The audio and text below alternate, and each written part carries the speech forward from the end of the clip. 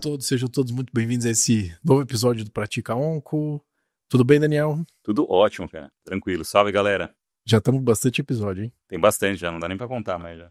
Marcos Camandaroba. Olá, pessoal, tudo bom? Saudade. Tem muito tempo que a gente não vem aqui, né, no estúdio. Saudade do pessoal da gravação e tudo. Pessoal, vamos lá. Hoje temos um caso muito, muito interessante. Sem piada, tá vendo? Sempre, sem piada. Inteiro que eu não ia fazer nenhuma gracinha, tá? Bom, hoje a gente tem o prazer de receber aqui uma grande amiga e uma grande especialista em tumores ginecológicos. Ela é a doutora Marcela Salvadori. A Marcela é oncologista clínica com foco em tumores femininos da clínica AMO, em Salvador, Bahia. Ela tem mestrado em pesquisa clínica pela Fiocruz, membro da diretoria do Grupo Brasileiro de Tumores Ginecológicos e, além de tudo, nossa amiga, nossa ex-residente, né, Marcos? Show de bola. Marcelinha, seja muito bem-vinda aí. Muito obrigada, gente. Obrigada por essa oportunidade de discutir câncer de colo uterino e trazer... Marcos não fez nenhuma gracinha, eu sempre brinco nas aulas de discussão de caso clínico, que é a vida como ela é de Nelson Rodrigues. Lembra daquele quadro do Fantástico?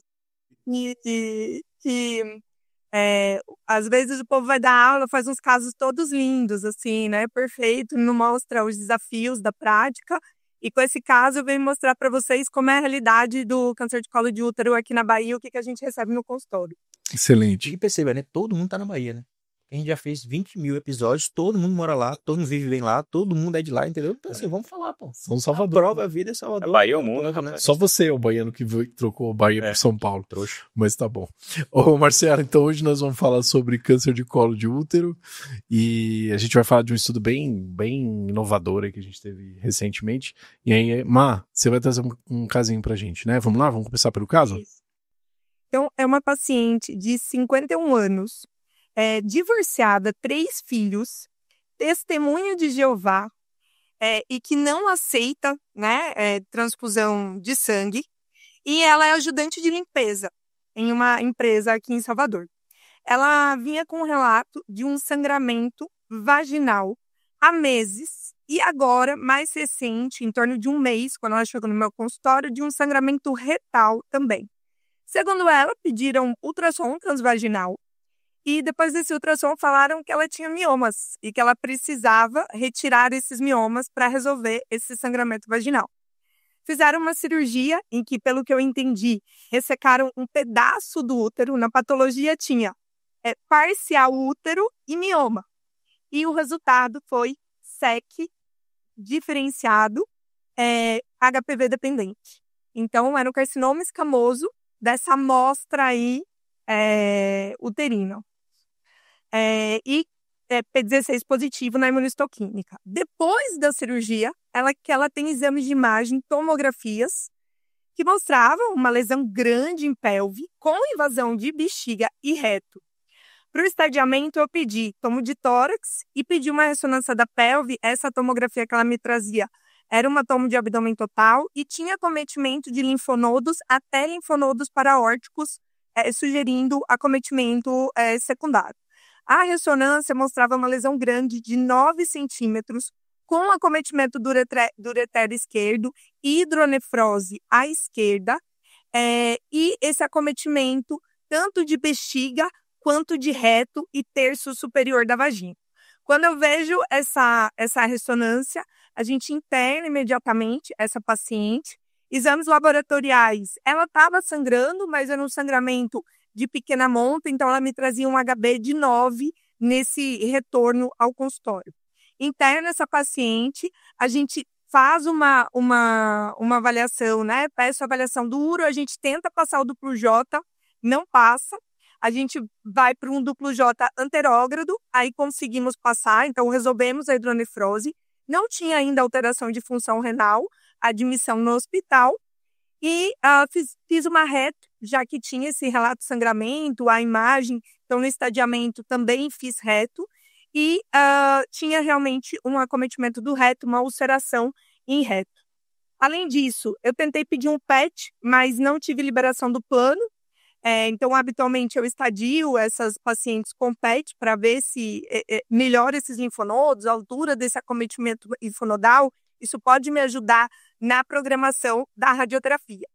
E aí, então, essa paciente recebe alta e a gente começa o tratamento ambulatorial com quimioterapia, cisplatina, 40 mg/m² semanal, associado à radioterapia. Aqui a gente dispõe de radioterapia VMAT e eu consigo começar com brevidade isso, eu não tenho dificuldade para iniciar essa radioterapia. Então, ela consegue começar esse tratamento rápido e associado o pembrolizumab na dose de 200 miligramas a cada 21 dias. Então, a gente acaba fazendo junto com a quimio-rádio aí 2 aplicações e depois segue mais 3 aplicações nessa dose e a gente vai para o tratamento de manutenção, que é 400 miligramas a cada 42 dias e é o que ela se encontra nesse momento de tratamento de manutenção. Excelente, Marcela. Então, Daniel, Marcos, a gente tem uma paciente com um SEC de colo uterino, HPV dependente, certo, Marcela? Localmente avançada, que você optou por fazer o tratamento de quimio-rádio associado ao pembrolizumab. E aí, Marcela, que você usou? Qual foi o estudo? Fala um pouquinho do estudo pra gente, por favor. O estudo A18 foi um estudo que incluiu pacientes, né? Estágio 3, estágio 4A. Então, o estudo, o número dessas pacientes... Então, lembrar, né? Ela tinha acometimento de RET de bexiga, estágio 4A. Esse estudo, ele tinha mais ou menos quase 600 pacientes com esse estadiamento e elas foram randomizadas para receber pembro associado à quimio-rádio versus quimio-rádio, que foi nosso tratamento padrão por décadas. A gente tentou com outros estudos, né? Fazer tratamento neoadjuvante, fazer tratamento adjuvante e não tínhamos conseguido algo melhor até o A18 e o Interlace, né, que também foi recentemente publicado. E esse estudo mostrou ganho de sobrevida livre de progressão a favor do pembro e sobrevida global. Inclusive, a gente teve a atualização da sobrevida global, mantendo o benefício em segmento de mais longo prazo, mas me chamou a atenção, Ângelo, na ASCO, que essas curvas deram uma aproximada. Então, quando você olha a curva, ele continuou dando benefício, continua tendo significância, mas elas aproximaram. Então, eu quero esse acompanhamento de longo prazo, é algo que eu estou ansiosa para ver como que essas curvas vão se comportar. E aí vieram, né? Poxa, será que é o braço padrão recebendo a imuno num tratamento subsequente? Mas quando a gente olha para o estudo, apesar de manter o benefício, essas curvas deram uma aproximada nessa última atualização da ASCO. Câncer de colo de útero, acho que a gente tem sempre uma dificuldade quando a gente pega o paciente, é como estadiar, né, Marcela? E colocar essa paciente dentro de cada estudo que a gente vai raciocinar, né? Lembrando que a gente não precisa de PDL1, correto, Marcela? Perfeito, não precisa de PDL1. O estudo não contemplava isso, né? PDL1 aqui na descrição do caso. Perfeito. Não precisa. Não há necessidade, perfeito. E aí, essa é a... E também, o que é importante dizer é como que é a adaptação depois do esquema de manutenção, né? Porque muda, né? Isso dá uma confundida, Ângelo. Essa foi a primeira paciente que eu fiz, porque lembrar que teve a aprovação da Anvisa em abril de 24. Essa paciente, ela chega para mim no consultório em outubro, sendo que essa biópsia dela é de agosto. Então, a vida como ela é, né? De agosto, ela chega no meu consultório em outubro. Então, foi a primeira paciente que eu fiz o A18. Então, eu fiz o cadastro na clínica. E quando a gente foi fazer os ciclos, isso deu uma confundida na cabeça da enfermagem, porque você tem as 2 prescrições, a prescrição dos 5 primeiros e depois a prescrição do restante até completar aí os 24 meses, né? Eu lembro que quando eu fui fazer a primeira prescrição, Marcela, eu também tive que voltar no estudo, né? Porque às vezes você fica, tá acostumado, enfim, mas é importante a gente ressaltar porque aqui o nosso objetivo é prático.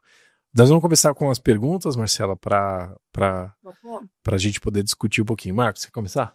Marcelita, minha amiga, tudo bom? Bom, tem uma pergunta muito interessante. A gente sabe dos dados do mexicano, do Gonzalez lá, que fazia cisplatina e gemcitabina associado à radioterapia seguida de manutenção. E era um esquema muito tóxico, tivemos até mortes nesse trabalho. Como é que é na prática o A18, a adição da imunoterapia? É muito tóxico? O que você pode dizer? Pois é, Marcos, a gente fez muito o esquema mexicano lá no AC, né? A gente tinha essa prática, a gente não fazia como no esquema que ele fazia cis-ginzar junto com a rádio, mas a gente fazia a rádio e depois fazia os 2 ciclos da combinação. E era tóxico mesmo. Então, essa paciente, percebam, ela tinha linfonodo até paraórtico. Então, foi campo estendido. Foi campo estendido e bucho e linfonodo, a radioterapia dela. E a tolerância foi excelente. Eu não vi, assim, outros efeitos colaterais que a gente não está acostumado. A diarreia, a radiodermite, aquela coisa do fim do fim da rádio, né? Aquela disúria, aquele incômodo em canal vaginal. Então, tudo que a gente está acostumado. E lembrar que depois da rádio externa veio a braquiterapia. Eu não comentei isso, mas ela fez braque, a gente tem braque aqui. Não é braque 3D, a nossa braque é 2D, mas nós temos braquiterapia. Então, ela finalizou e fez braquiterapia depois. Então, assim, eu não tive, eu esperava de outras pacientes de campo estendido que tem mais efeito colateral, que a gente sabe que tem mais efeito colateral, eu esperava ter mais efeitos. Mas neste caso, eu não tive. Era uma paciente de 52 anos, sem comorbidades. Ela tinha uma alteração de gama-GT e fosfatase, que eu, inclusive, a TGA e TGP era um pouco tocada. Eu encaminhei para gastro. É bom lembrar, a gente está falando de prática, né? Lembrar de sorologias em caso de colo de útero, né? Hepatite B, hepatite C, HIV, no início do tratamento. Eu encaminhei para gastro, a gente chegou a fazer até uma colangirressonância, não ficou muito esclarecido o motivo, e era uma coisa que me preocupava, que eu falava, poxa, se ela tiver uma hepatotoxicidade do tratamento, isso pode me confundir. Então, eu encaminhei para gastro, a gastro falou, Marcela, começa o tratamento e vamos acompanhar. E ela não teve piora. Ela tinha uma gama-GT tipo de 300, uma fosfatase de 200 e pouco, e que não ficou muito claro esse diagnóstico. Então, assim, da prática, eu não vi efeitos colaterais diferentes do que a gente está habituado. Náusea e vômito, usando ondansetrona, dexametasona e olanzapina, tem controlado muito bem para os pacientes. Eu não tenho tido muitos sintomas de náuseas e vômitos usando esse esquema.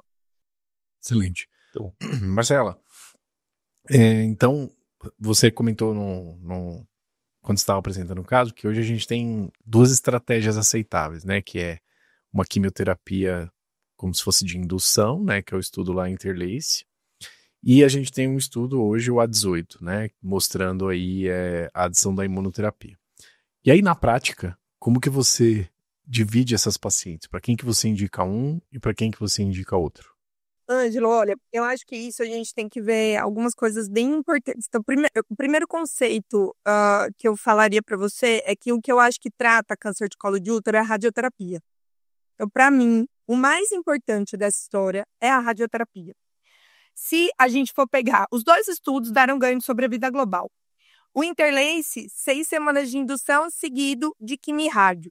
Mas a maioria das pacientes do Interlace, elas não fizeram radioterapia de alta tecnologia. A maioria delas não fizeram.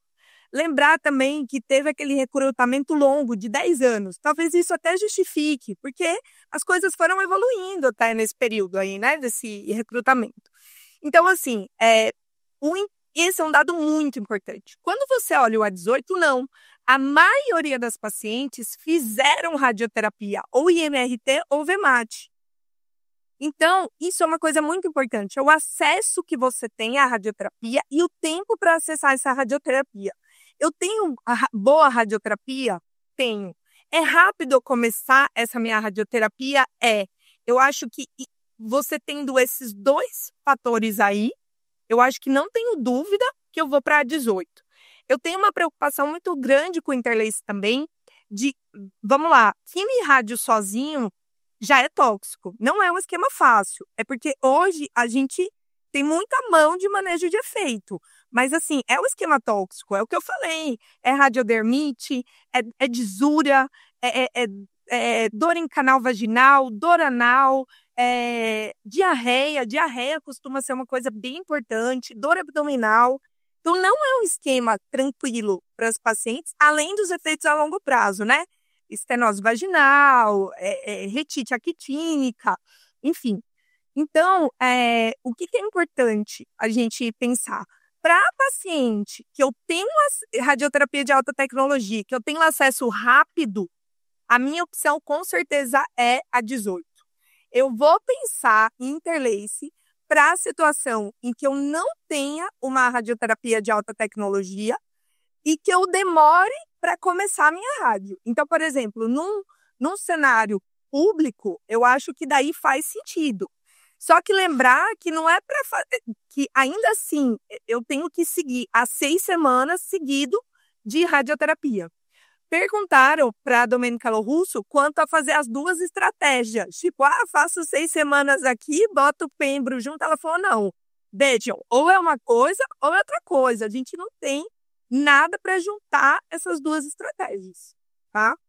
Inclusive, no slide dela da ASCO, ela coloca muito bem isso, né? Quando ela deu a aula, ela falou assim, interlace para casos específicos, sabe? Ela botou isso no slide várias vezes, assim. Então, eu acho que é isso. E quando eu perguntei a ela isso, eu perguntei especificamente de estágio 2B, que eu acho que é uma pedra no sapato, porque a gente não tem aprovação de imuno para 2B, né? Nossa aprovação é 3 e 4A. Eu perguntei para ela, 2B, você faz indução seguido de quimio-rádio ou você faz somente quimio-rádio se você tiver acesso à radioterapia de alta tecnologia? E ela me respondeu que tem uma análise de subgrupo que para essas pacientes elas não tiveram benefício do interlace e que ela foi muito polida, mas ela deu a entender que ela fazia só quimio-rádio. A minha pergunta é assim, primeiro do caso, fiquei curioso saber como que a paciente está, como que foi o resultado, e ela já emenda na minha questão prática, que é, depois do tratamento desse numa paciente, como que é o seu segmento, que é a sua recomendação de exames para essa paciente? Então, Daniel, isso é bem importante a gente frisar. Pacientes que trataram, então, pós-término de rádio, nós vamos fazer uma ressonância de controle em 2 meses. Essa ressonância tem que ser feita na data correta, porque se a gente tiver doença residual, a gente pode resgatar essa paciente cirurgicamente, mas esse tempo é muito importante. Quanto mais o tempo passa, mais fibrose, mais dificuldade para o meu cirurgião operar. Então, 2 meses, ressonância de reestadiamento, certo? Então, essa minha paciente fez essa ressonância de reestadiamento e ela teve uma resposta absurda. Ainda tinha um pouco, assim, a gente via esse reto e essa bexiga, ainda a impressão na difusão é que tinha alguma coisa, e o colo, a lesão, tinha tido uma resposta muito boa.